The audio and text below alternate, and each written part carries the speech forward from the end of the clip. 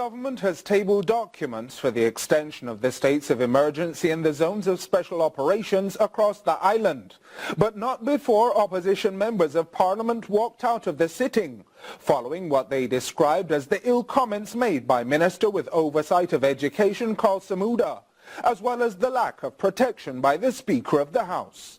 Jamaica Maitland reports. The government plans to extend the states of emergency for another 3 months. Currently, the island's 6 parishes under enhanced security measures, St. James, Westmoreland, Hanover, St. Catherine, Clarendon and St. Andrew South will expire on various dates in January 2020. The SOE in St. Andrew South will expire on January 4, 2020 and on January 18, 2020 for St. Catherine and Clarendon, while the western side of the island, the powers will end at midnight on January 27, 2020. Prime Minister Andrew Holness proposes a new date of April 27, 2020 for the 3 western parishes. The state of public emergency declaration by the Governor General by proclamation on the 30th day of April 2019 shall remain in force for a further period of 3 months until the 27th day of April 2020. And 3, the Emergency Powers Regulations 2019 are hereby continued in force until the 27th day of April 2020. A political debate over the effectiveness of the states of emergency and the zones of special operations has been called into question after a sharp increase in the number of murders for November, making it one of the bloodiest months of 2019. According to the police, there were 1,287 murders for 2018. Now, the country has just shy of 1,223 murders. Minister of National Security Horace Chang proposed that the zone of special operation in Denham Town, Kingston and Mount Salem, St. James also be extended for 3 months. The law reform, zones of special operations, special security and community development measures. The Denham Town Community Zone, extension of period number 6, order 2019 is hereby affirmed. The resolution could not be passed by the House as it requires a 2/3 majority. It is expected to be debated in the next sitting of Parliament. Jamaica Maitland for CVM Live. With 1,220 murders recorded up to November 30, a 1.8% increase from 2018. Questions are being asked about the states of emergency as the most effective response to the high level of murders. The issue was ventilated on CVM Live's panel discussion. Here is Christine Forbes. With at least 5 murders every day, there is no question that Jamaica is in a crisis and is experiencing one of the deadliest years on record. With 6 states of emergency across the country, the marked increase has some Jamaicans saying it is ineffective. Security expert Jason Mackay says otherwise. The state of emergency are effective in respect of stopping us from where we could be. Not so much in having us where we want to be. Where we want to be is 300 murders a year, which is where we were in 1993, which is more of a Caribbean type figure. Not basically a 1,500 to 1,400 murders a year, the figure that we have. That is abnormal in any way, shape and form. But we've never really admitted that. We've never really come to the table and said, okay, you know, we have a situation that is equivalent to the Escobar scenario in Colombia. While Mackay says the SOE will not create a long-term solution, he says its removal will worsen the crisis. Right now we're looking at going into the new year, and you're seeing the stage set for them to remove the state of emergency, which I'm telling you is going to drive us back to a 2009 murder rate if they remove it. Just to give you some snippets, in the Southern St. Catherine Police Division had 80 murders in the 90 days leading up to their coming under the state of emergency. They have about half of that since the state of emergency. What you're seeing is a country, you know, that had already given you almost 1,700 murders a year, you know, and is ripe to do it again. And the state of emergency must be looked on as a short-term, life-saving device, not a long-term solution. He adds that more strategic measures must be put in place in order to see a reduction in murders. A force this size, military and police combined, cannot prevent these 20,000 men from killing to a large degree each other and to some degree, everybody about 25% innocent people. Christine Forbes, CVM Live. The Minister of Health and Wellness clearly cannot manage the portfolio. This statement comes from the People's National Party's spokesman on health, Dr. Maurice Guy, while speaking at a press conference earlier today at the party's headquarters on Old Hope Road in Kingston. Robian Williams has the details in this report.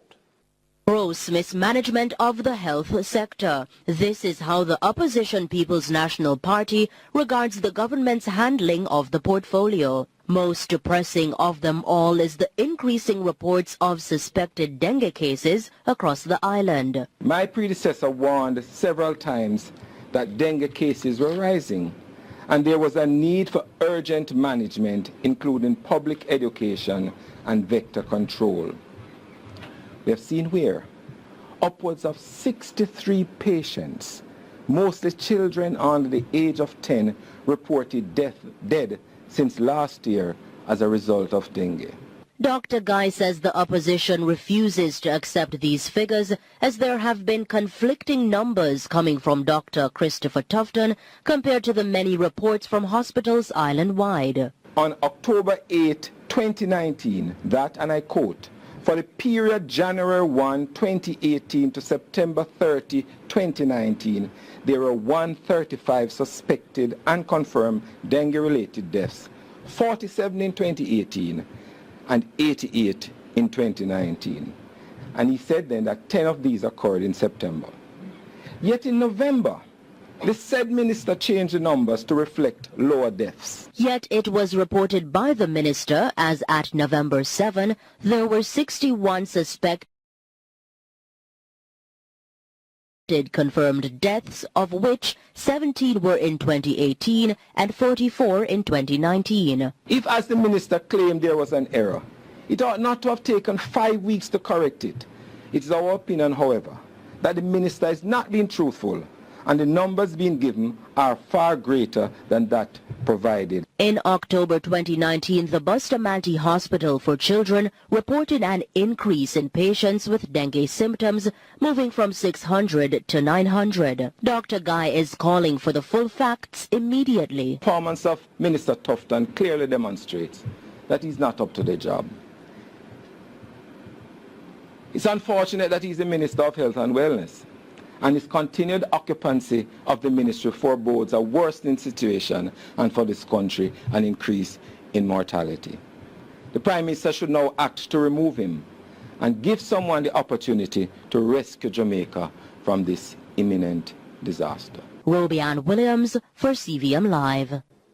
Meanwhile, the government in November announced that $1 billion will be spent over the next 3 months to support enhanced measures to contain the spread of the dengue virus.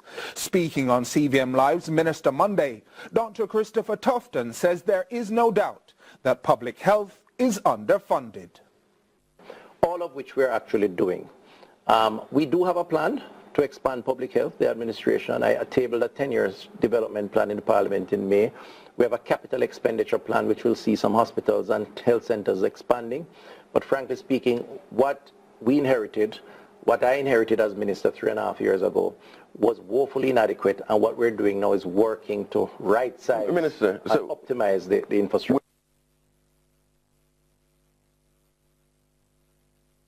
We apologize for that. Small business operators are being displaced under the guise of development. That is the word from the Small Business Association of Jamaica and Micro, Small and Medium Enterprises Alliance, who say hundreds of workers have been affected due to works being undertaken by the government. Khadija Thomas now reports. Government repossessing land and carrying out development works across the island is affecting small business operators. Chairman of the Small Business Association of Jamaica, Hugh Johnson, says he has received accounts from members that is not sitting well with the organization. I can use one example, the White Mile facilities, where that was designed as a small business facility. They're operating, they are interested in buying it, but because the government believe that they should always go for the highest bidder, not cognizant of the fact that the spin-over ripple effect in the economy. They are just going after the dollar. Johnson goes further to note that even farmers are being affected by the decisions made by the government. In Trelawney is NHT. Farmers are on this patch of land working for some time, and NHT, because they have all the money in the world, they come and buy it up and say, we are going to put houses here, displace the farmers without any form of compensation or relocation. And no wonder our food price going up in the supermarkets, in the market. Adding to this, the Vice President of the Small Business Association of Jamaica, Dr. Ron Foreman, says the roadworks also pose a threat to businesses. He claims that many of the issues being faced is not the fault of the contractors, but to those who hire them. The government itself has not operated correctly. In the era of the designs, the engineering designs of what is given to the contractors to tender on, and they tender on what is provided as a design for what we build. When they get into the project, it was under-designed. While the road improvement projects have notably benefited some businesses, others have long been complaining of massive disruptions leading to reduced